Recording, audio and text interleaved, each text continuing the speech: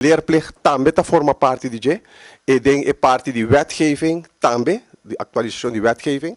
Pero já que a pergunta a bem of de leerplicht me pobisa, leerplicht está funcionando segundo a lei atual. Está algo novo, dus leerplicht mesa indica também caminho tem coisa que de lei na lo desse já para cambiar. Onde é coisa por exemplo, é sanção. Hopi gente tá wake essay. O muito trabalho durante a escola que o maior e eta passa sob avião e trabalho.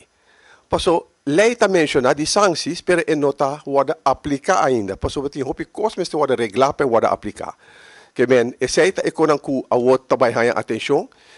Tu costa bom estipulado de lei, tem coisa que awot bezig com eta reparar ku hey, tem su gebreken, como este vai adaptar, pero que o bureau está trabalhando, está wada controlar.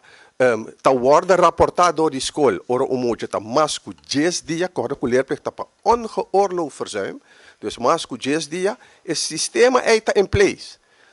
Dus esse não está o problema. Lo que tem está algum coisa de lei que entre outras sancties como este vai for uit pero a trove sanções também botem que vai wak mas leu bota for uit o sanção. Me dou um exemplo. Bota pedir boot para o maior quando tomando sua escola. A você maior não tem trabalho, quando paga boot. Depois esse aí botem que vai e essa é a discussão que tem.